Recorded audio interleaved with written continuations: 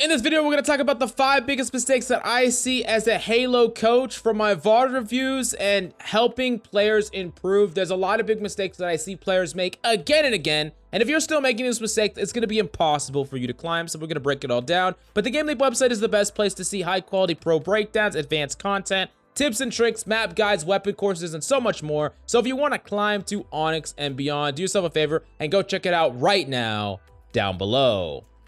Now, the number one mistake, and this is a mistake that if you correct, you are going to automatically climb, and if you can't correct it, you will never climb. And it's committing to fights that you have a disadvantage in. And what do I mean by that? Well, you turn the corner, right? And you take a blast right to the chest from a freaking BR, and you turn, you see the enemy, and you start to hash it out, you start to fight them, and you know what? The enemy wins that fight and you die. Well, you might be thinking, damn, I missed my shot. If I would have clutched up, hit my shot better, hit this perfect grenade, I would have won the fight. But the reality is, you were disadvantaged from the get-go because the enemy got to shoot you first. This means that the time to kill for them, the timer started slightly earlier. And if you both hit all your shots, they are going to win. In fact, you could even hit more shots than the enemy, and they could still win the fight. So what do you do instead? Well, the first thing is a positioning tip, and it's staying close to cover, allowing you to clear a room with your gun out,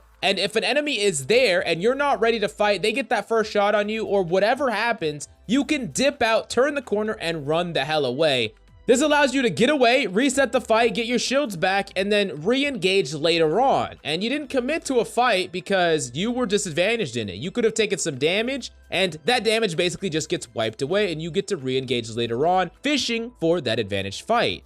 Now, that doesn't mean that you can't spray them. Sometimes you have an opportunity to spray them once and then run away. This makes it a lot harder for an enemy to chase you because they might be running through open field with a little bit of damage on them, and your ally might be able to cut them off and get a free kill. But especially if you take a lot of damage, be careful in the direction you dip and what line of sight you're going to cross, because just because you're running away from an enemy, you might actually end up running right back into their line of sight through a corridor or a door or whatever. So be hyper conscious of the angles in which you're peeking while you're running away.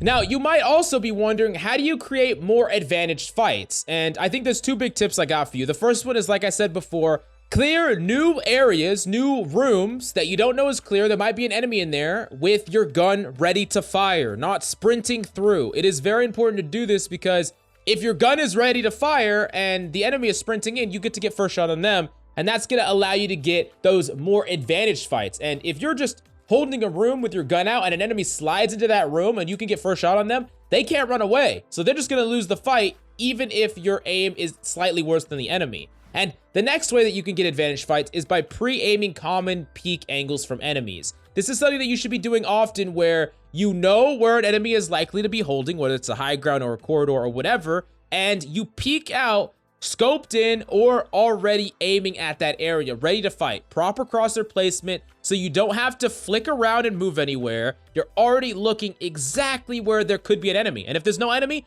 you're fine. Just go look, move around, go find another place to fight. But if there is an enemy, you're already ready, you're already looking, and a lot of times because of that slight bit of peeker's advantage that is just naturally there for every FPS, you are still going to be able to get first shot on them, even if they're looking directly at the angle that you're peeking.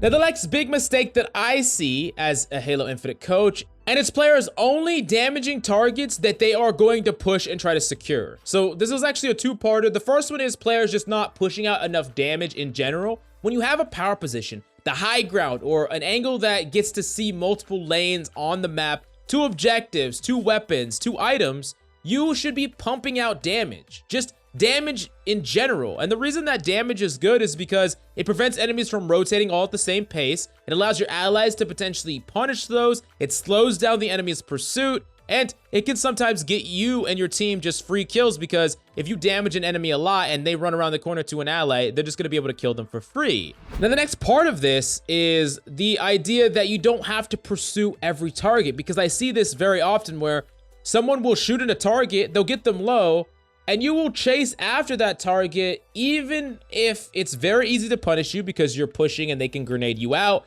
It is impossible for you to catch up to them, and unless you have a way to close that gap, oftentimes it is better for you to just stay on the high ground, reset, and look for another opportunity.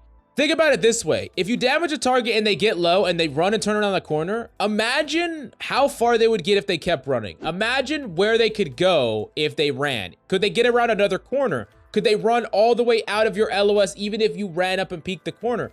Think about these things before you decide to pursue a target. It is important that if you just end up chasing after a target that is low and you can never actually finish them off, then you are running right into potentially getting killed by another one of their allies. And this happens way too often. And it's incredibly important to not try to chase down targets that are really not reachable at all. Now, the next big mistake that I see is actually something that's pretty hard to do, but it's important to learn, and it's ignoring the enemy's items and weapons that they have. It is important to not only try to seek out, things like the invis or the overshield or the energy sword or the rocket launcher, but know when the enemy has what weapons and how much ammo do they have. So a great example of this often happens on like recharge, where the enemy will have invis and the enemy will have sword, and players will still just run right into what is going to be some free kills for the enemy.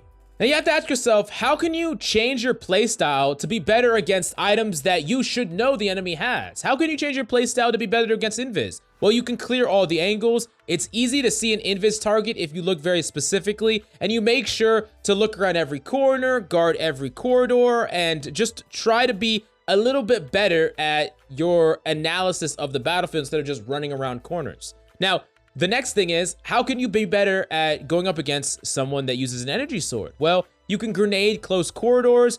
You can peek longer sight lines so that you can actually flush out that sword user, and using a combination of distancing, items, and grenades, you can kill that sword user without them being able to get 2 or 3 kills. And this is only things that you can pull off if you're specifically thinking about what weapons are on the battlefield, what weapons and items do the enemy have, and how can I change my playstyle to be better against what I should know that they do have. Now, I do understand that it can be hard tracking all this stuff on the battlefield, but just focus on one thing. Focus on that invis, focus on that sword, focus on one thing at a time, and slowly start to try to keep track of more and more things. It's okay if you actually miss out on some things, but it's not okay to not be thinking about anything at all and just running in there like a psychopath and dying over and over again. You're just feeding fights.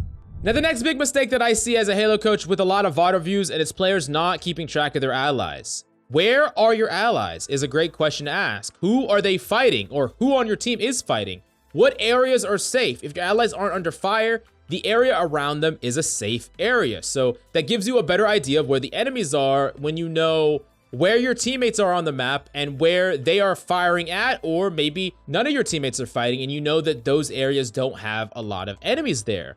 Another great thing is to notice where your allies are getting shot from. Can you do something about it? If your allies are fighting an enemy, can you jump into that fight and turn that into a heavily advantaged fight for your team?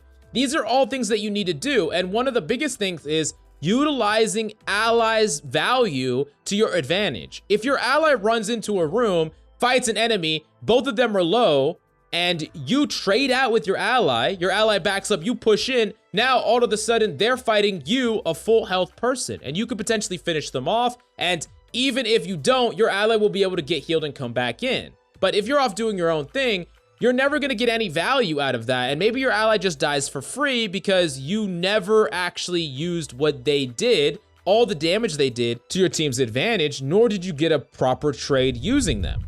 Now, the last big mistake that I see, and this one's a pretty simple one, but it's important, and it's not getting proper grenade value. I think that there's several different grenades you need to master. You need to master the grenade that bounces straight down and straight up, that does damage right in front of you, and fixing your crosshair to where you look at the ground, throw it, flip your crosshair back up, and you're ready to fight right away. That's one grenade you need to learn. You need to learn defensive grenades, where you're preventing enemies from pushing out and swinging you, and if they do, they eat a giant blast from that grenade, and you're ready to follow up with that headshot. And you need to practice grenades that are lobs from distances that are hitting the openings that you're trying to hit. And this is only going to be able to be achieved by practicing this extensively. But a lot of players are just chucking grenades. You know, they see an enemy, they just throw the grenade, they're completely whiffing, they're hitting the wall, they're hitting their teammates, and they're not getting any value out of these grenades. And it's something that is so important because it's a lot of value that you're leaving on the table. And another thing is, if you are not confident in the value that you're going to get at a grenade, oftentimes it's better to sandbag it somewhat. Think about this example. You do a whole bunch of damage to someone in the open. You're pretty far away from them, but you do a lot of damage. And they go and run behind a box. And they're crouched behind that box. And you're like, all right, well, I don't have any grenades. And I can't flush them out. So they just get to get full healed and take another fight with you. And there's another chance for them to beat you. However, if you even have one grenade sandbagged, all you have to do is throw a grenade near that box, flush them out, and then you get to kill them for free. Or they don't get flushed out and the grenade explodes on them and they die. Either way, you having that resource gave you a free kill there. While if you just threw it randomly earlier on without any intent, you're missing out on a lot of that value potentially. But the GameLeap website is the best way to get a lot of value and climb to Onyx and beyond. With in-depth tips and tricks, map guides, advanced movement mechanics, and more, do yourself a favor and go check it out right now down below.